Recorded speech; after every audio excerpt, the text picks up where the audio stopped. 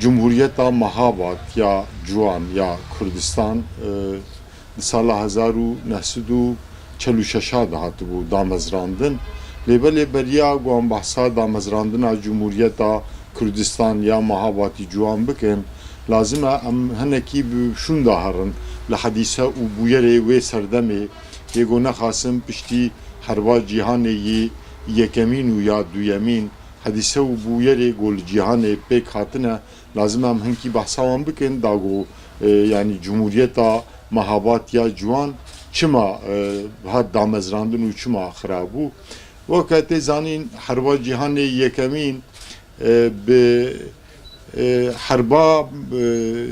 herba rojavayî bi İslamê rabû yani herba dewletê hêz û dewletê emperyalîst yê Xerbê gu em jêr dibêjin bi Tirkî Batı bi İslamê rabû di encama vê herbê cî coğrafya İslamê ya berfireh li hev hate parkirin dewleta Osmanî li gor rîwayeta 23 dewlet li ser Erdawê hatin damezrandin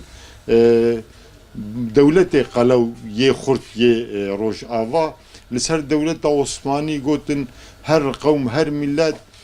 mafê wanî got dewleta xwe damezrînin heye ev ji bo Ereba û qewmê de bikar hat lêbelê ji bo Kurda ev maf bikar nehat lewra li gor tê rîwayet kirin dibêje duê serdemê de li Lozanê li Sewrê û Spîqos dibê duan sulha de dibê ji bo Kurda jî perçak erd hatibû veqetandin dewletê mezin perçak erd veqetandibûn lêbelê li hember bazara Musul û Kerkûkê ew erd ji Kurda stendin û li hember bazara Musul û Kerkûkê ew erdê got ji Kurda re veqetandibûn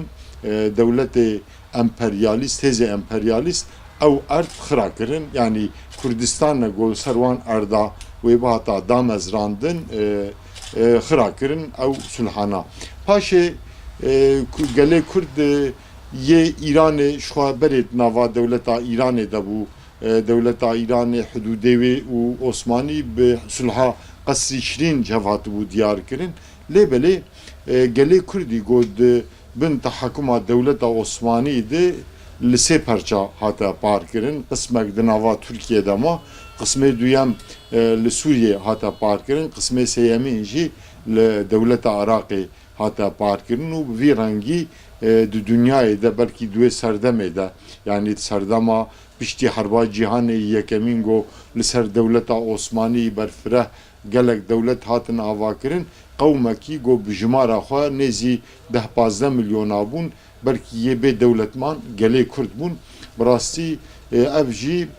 sedema wê yê herî mezin ya sucdarê herî mezin dewletê emperyalîst bûn çünkü dewletê emperyalîstî Xerbê ew çax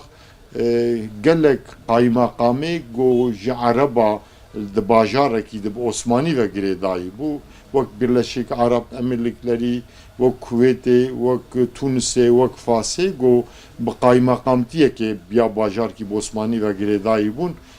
wan kirin dewlet û azadiya wan dan wan yani rozgariya xwe stendin lêbelê qewmekî heqwas mezin got bi jimara xwe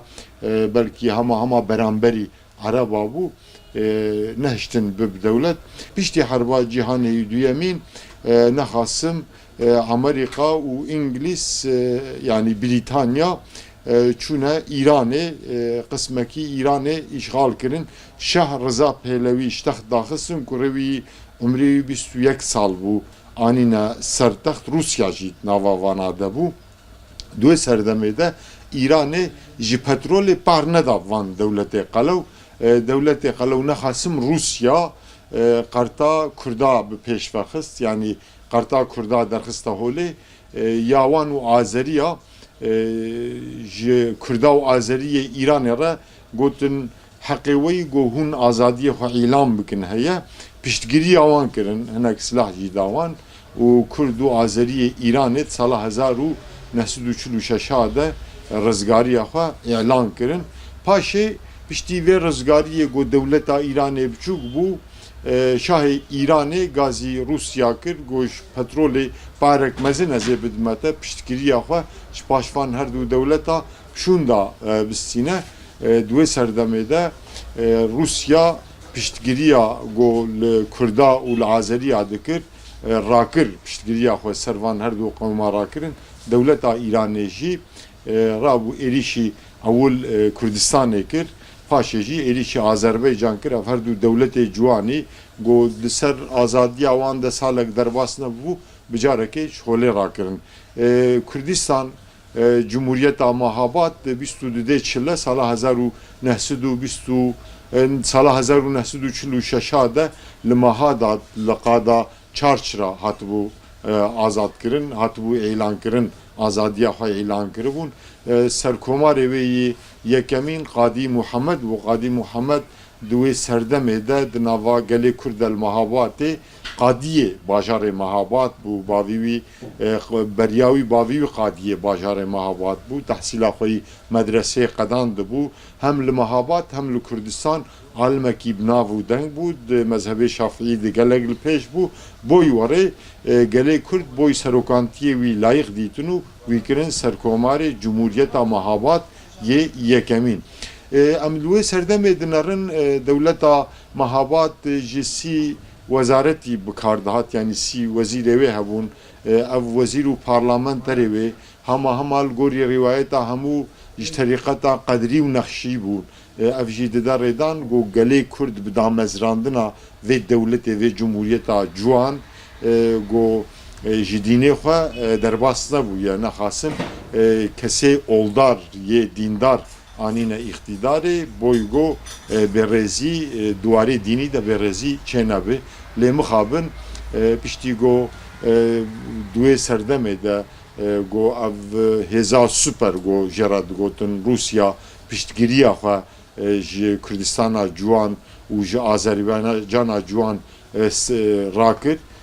İranê jî cesaret stend û êrişî Mehabatê kir Qadî Muhemed fêm kir govê gelê Kurd bi ber nigava here rabû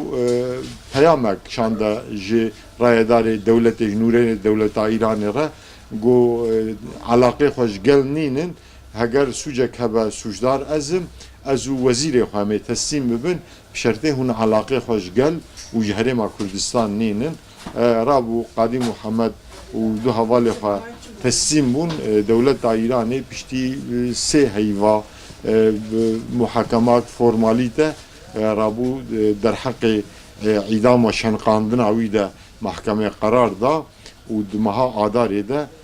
ew şenqandin ra damezrandina Cumhuriyeta Kurdistana Mehabat ya salvegera wê em gelê Kurd tevî pîroz dikin ji bo mafê gelê Kurd jî em gazî cîranê Kurda çar dewleta dikin em dibêjin Kurd birayê we ne neyartiya Kurda nekin heq û mafê got ji Ereba re ji Farisa re ji Türkan re heye lazim e ji Kurda re jî hebe van heq û mafa hem însanî ne hem îslamî ne heger hûn li mafê îslamî guhdar nakin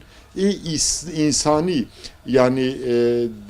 mijarê mafê insani de jî mafê gojwer heye lazim e ji wan re jî hebin heger li gor İslamê hûn bifikirin di biratiyê de li hevbarkirina bi edalet esase tiştê ji wan heye lazim e ji gelê Kurd re hebe neyartiya Kurdan nekin destê biratiyê dirê jî Kurda bikin mafê got ji gelê xwe re veqetandiye ji wan re jî veqetînin di statûya adaletê de bi Kurdaran muamelê bikin bawer bin heta di rojhilata navîn de du pirsgirêk çareser nebin xweşî ne ji Türkan re ne ji Ereba re ne ji Farisa re ne ji tu gel û qewmê dunyayê re li coğrafya İslamê bikar nayê ew jî